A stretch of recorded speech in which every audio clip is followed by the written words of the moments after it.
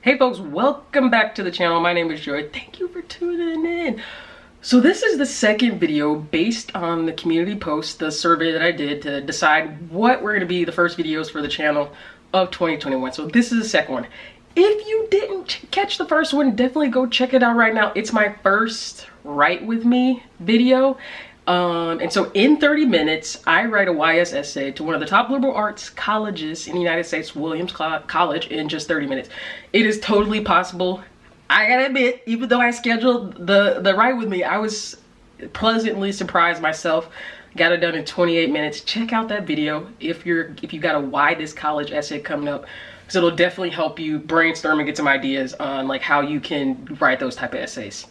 FYI, the quickest way to get a question to me, and I love answering viewer questions. I see it as a way to thank you guys for being loyal subscribers and loyal viewers. So if you want to ask a quick college admissions question, whether it's about, where to go to find scholarships, how they factor in GPA, academic, just all that stuff, leave a comment below, and I try to get to all the questions every couple of days to answer them. If you don't, let me look at the comments and see that I've answered them. And then also, don't forget to subscribe so you can vote in all my polls. I like getting viewer recommendations on what videos to cover, because I have so many ideas about the subjects that I think you guys are wanting to hear for college admissions, but it's always validating to hear from the subscribers, from the viewers. So subscribe so you can vote in the polls. I am also starting to publish scholarship list. I posted the one for February just a couple days ago. So subscribe so you get the scholarship list, and then you will also know when I release new videos. And then hit the like and hit the like and notification bell as well. All right, so let's get started on the topic for today. How do colleges assess international applications? As I said, that was the second most voted on video topic for the new year. So obviously there's a lot of you guys out there who are wondering, how do colleges specifically in the United States assess international applications? And really, how is that different than what they do for domestic applications, which is mostly what some of my other videos are about. Although a lot of my, the advice I give is across school levels, across countries. It's all relative to the college admissions process. So I'll talk about in the past, this is what my opinion in this video is going to be based on. Nothing ever is black and white with college admissions. So there's always a little bit of gray, always opinion, always subjective. But the things I'm going to tell you here are based on my time reading international applications at one of the UC schools. So I was trained and got to read applications from mostly China, India, UK, Australia. So my thoughts in this video are based on that kind of the training I got doing that and the actual reading of the applications, and how I saw that we were taught to assess domestic applications from domestic students, and then how we were taught differently to assess applications from international applicants. I say students and applicants interchangeably. Y'all know what I mean, so forgive me if you hear me mixing up the two. I mean applicants most of the time if you're applying to college, and then students if you're already in college, or you could be a high school student. So that's what I mean. Okay, let me start. So first, as with domestic applications, I'm talking about like how international applications are assessed now. I think about international applications in two parts as well. So you're going to have the academic part, and you're going to have what I call the personal factors part.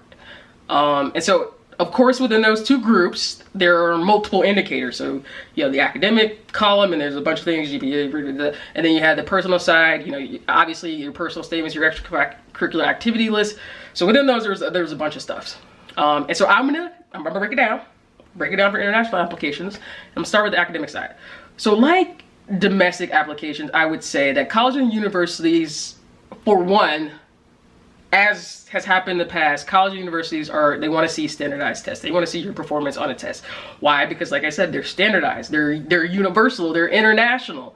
And so in that way, there's not as much variation. We know what to expect. And while a lot of our US colleges have gone test optional for domestic applicants, they have not gone test optional for international applicants, which means international applicants still have to submit standardized test scores despite everything that's happening with lockdown and, again, schools going test optional. So for example, for international applicants, again, this is an example coming from the UK or India. Colleges might require an applicant to submit what is called the GCSE. I want to make sure I get that right, because again, these are international tests that U.S. applicants really never have any interaction with unless they're leaving overseas. So the GCSE is the first group of standardized tests that international students can submit, and that stands for the General Certificate of Secondary Education. And then those are taken, I think, at the junior year, taken in the junior year. So that's kind of like, I would say, similar to our subject test, state subject test that public school students take. So international students similarly take subject tests junior year. And then after the GCSEs, AS levels and A levels are also taken. Those are usually in, again, grade 11, like the GCSE. It takes me so long because the letters are so similar. I have to like really slow down to get that spelled out. But after that test, AS levels, A levels are taken during grade 11 or grade 12. So international applicants can also submit those standardized tests as part of their application. That's really what is expected. So in this case with A levels and the GCSE score, students would be required to submit 3 A levels with a grade of C or better, or 5 GCSE. So you could kind of see, if you're an international student, what the basic requirements for, and if you're a domestic student, what's expected of international applicants. So after the test scores, colleges also assess international applicants on rigor. Just like in US high schools, international secondary schools also have different course levels, I would say. So you might have the general course subjects, math, your science, your social studies, your language, your world languages, and then they also offer, like US schools, AP curriculum, advanced placement, IB curriculum, of course, because that's an international curriculum already. And then, you know, there's obviously opportunities for international students to take classes at local community colleges around universities as well. So there's rigor there. And like in domestic applications, the more rigorous your course load, and senior year still counts, so I always tell applicants across the board, do not slack senior year. So the more rigorous your schedule, the more points you get. And I always use quotes because it might not be points, but it might be like an extra look or like, okay, a favorability. But more rigorous usually equals better application outcomes.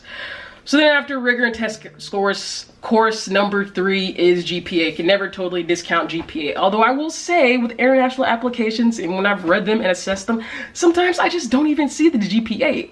And there's so much variation between grade scales, grading standards, grading terms, between all these international countries, that course rigor and the standardized test scores that I mentioned previously are just seen as being better indicators of potential success in college because they're just standard. You get, imagine, you know, thousands of countries and thousands upon schools and trying to figure out the grading system for each and every school across countries. Yes, it is doable, but there's also GPA and rigor that we can use. Just like we've gotten rid of the tests here, there's alternatives. There's different ways to factor all these academic things in. And so test scores, rigor, and GPA all sounds familiar, right? We do all that here in the domestically. After all that, international applicants are also evaluated on English proficiency. There are many countries around the world where English is neither the national language, it's not the official language, and it may not even be a primary language, and that is perfectly okay. But if you're an international student coming to school in the US where almost all the classes are taught in English, you know, excluding obviously our foreign language classes, world language classes, or, you know, immersion school classes, demonstrating English proficiency is important because it says that you can be successful in here because you're fully able to participate in the class, understand the lesson plans, and so forth and so on. So to meet this requirement of English proficiency, there's a couple things that international applicants can do that colleges then assess you on. They can demonstrate proficiency by having gone to an English-speaking school for at least 3 years. So if English is a primary language at the school and you've been there for at least 3 years, that demonstrates proficiency for colleges. Number 2 is international applicants also submit a TOEFL score or an IELTS score. Both of those are English proficiency tests that have been around for years.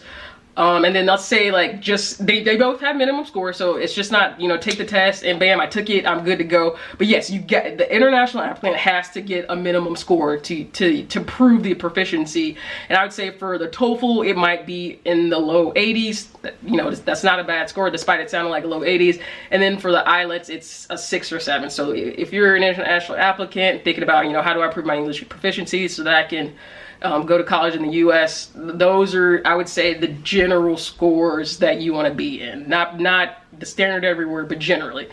And then there's a third option. If you're not taking an English proficiency test or at an English school for 3 years, international applicants will be assessed on what the AP test that they submit, particularly something like the English literature and composition. They can submit IB test scores in English subjects, or they can submit the ACT score. So there's that reading part that tests English proficiency. There's also SAT subject scores, that subjects tests for which a student can submit scores to prove their English proficiency. So there's lots of ways, but those are the main three. English proficiency tests, schooling in an English-speaking school, or we have these supplemental tests like the AP, IB test, ACT, SAT. And I would say those are really the academic factors: test scores, rigor, GPA, and English proficiency. And then, like I said, on the other side, there are the personal factors that an international applicant is going to be assessed on. And I think there's a whole list. Like at every school I've worked for, the list was obviously it contained the same type of factors, but they just kind of varied. They were never exactly the same. And each of these colleges who is assessing personal factors for international applicants can have, you know, dozens of factors, again, that they assess colleges on. So instead of going over the dozens of factors, I think it's simpler if I highlight what I think is truly important for international applicants to think about when it comes to college evaluations and college admissions. First, colleges, unlike with domestic applicants, aren't gonna rely heavily on the economic indicators that a student might put in their application. For example, with domestic applications, particularly if it's a state school and it's state funded, and we want to consider low-income students to, you know, because of the unique barriers that come into place to keep them out of college. I could go on about that, but that's not the point of this. So when that's the case, we receive information on the percentage of free and reduced lunch recipients at a particular school, the average income in the applicant's zip code, the average income in the applicant's school. So all those are really economic indicators about not the student, but the student's environment. This is never about the student. These are personal factors, but they're not a personal indictment on the student. They're environmental indicators. I think that's probably a better way to put it. With an international application, I'm probably not going to see any of that. First of all, it's, again, I talked about if we're taking these factors into account to understand a student's environment, you know, that's a special benefit for domestic applicants. That's really the truth of it. The other part is the FRO list and zip codes. You know, a student's the average income in a student's zip code. Those are really very American processes and systems, so it's hard to replicate for each international applicant. And that's kind of the crux of it. I was gonna say the other thing is, it's, you know, there are thousands of schools, like I mentioned before. You're trying to get economic data on every school that every international applicant would apply for is a task that I would say it can't happen as we continue to advance in technology and be able to data mine more quickly, but it's not there yet. So again, I'm saying all that to say that economic factors are not as big of a deal when it comes to assessing international applications as they are when we're assessing domestic applicants. So that's number one of the personal factors. Number two is, been talking about sort of American inventions and processes here. I think the personal statement is also a really American thing when it comes to college admissions. I've heard over and over again that students who live outside the United States and go to college outside of the United States, they don't really do personal statements for college admissions. It's kind of an American thing that we've come to use. And so a lot of international applicants don't expect, or they don't prepare to enumerate the dozens of activities that they've done in that personal statement format, or they're reluctant to talk at length about themselves over and over again in personal statement after personal statement. So I always encourage international applicants, you know, and you're submitting your application to a U.S. school, you got to lay it out. Lay it all out there in your personal statement. Obviously within reason. Focus on emphasizing your character, your leadership abilities, your selflessness, your talent, and everything that makes you, because that is what colleges are assessing you on. And if you want a level playing field, because every American applicant is doing that, that's what we're taught to do. That's the system that is in place here. If you want a level playing field, you got to do that too. And so like I say, maybe it's an American stereotype that we like to toot our own horns and we're braggadocious. Again, if you want a level playing field, you got to do the same thing until the system changes. But that's what I got. Laying down the academic factors and the personal factors that colleges take into account when they're assessing international applicants. I hope that was useful. I always try to come with my unique perspective. I could go down just the boring old lists of what's in the college manual that they mail to you or send you over your email. But I'm really trying to give you the inside scoop, because that's what this channel is about. Digging it down under, getting inside the admissions decision room and giving you the secrets. Because why would I keep them all to myself? Definitely not me. But again, that's what I got. If you want to send me a message, you can leave a comment below or send me an email at contact@kuduslearning.com. And always, if you like to read about it instead, you can check out my book on Amazon. Otherwise, I'll talk to you next time. Like and subscribe. Bye.